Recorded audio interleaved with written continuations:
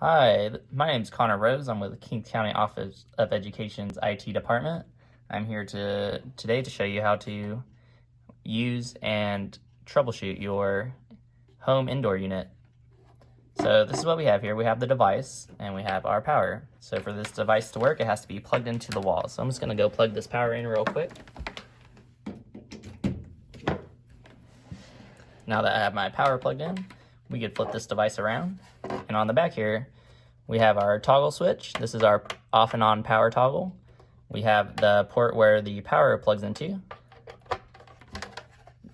Right here, we have a reset button. It's hard to see right now, but it says reset right there. Do not press that button. If you press that button, that's going to reset the device to its factory default settings and it's not going to work.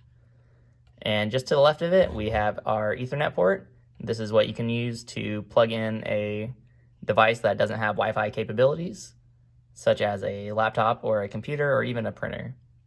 Over here is a telephone port. We don't use this, so you don't have to worry about that. So now that we got our electricity plugged in, we just flip our switch down and the power will start to come on. As you can see, we have our power light here. After this power light comes on, this WLAN light, it's going to turn green as well. And your signal bars are going to turn on. And these are going to vary depending on your signal. You're either going to get 1, 2, or 3 bars. 3 is really good. 2 is still good. 1, you might notice some issues, so you might have to move it around at that point. So let's go back to the back here. So on the back here, when you go to connect to your device through the Wi-Fi, you're going to see the WLAN name right here. That's the network name that you're going to connect to. So this one says GTC117V_BD77. So that's what you're going to look for when you go to look for your Wi-Fi. And it's going to ask you to put in a password. And right underneath that, it says WLAN key. And this is the password you're going to want to put in. And make sure you use all capital letters because the password is case sensitive. So let's check out the front here. So now we see we have all our lights.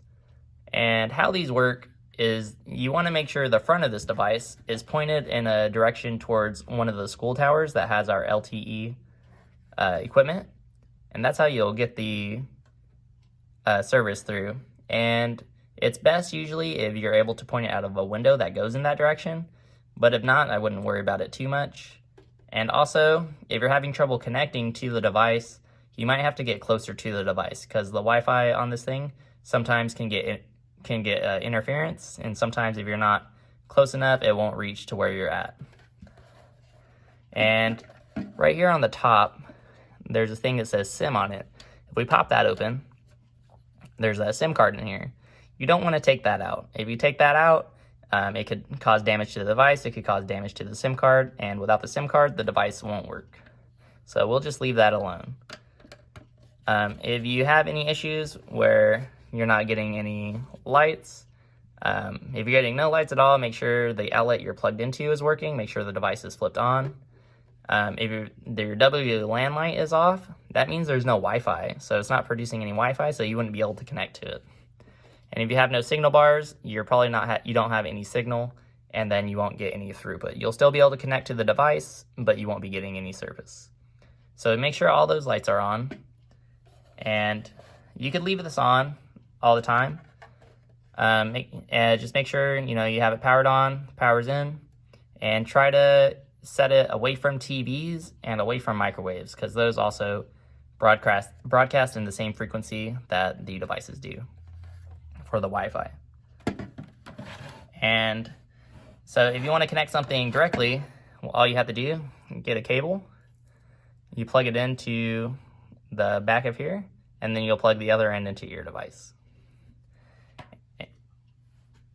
Oh, and also, when you go to set your device, make sure you're not setting it on the floor, and you also don't want to set it really high up either. You want to get like table level, so that way it sends off the signal the best with the Wi-Fi.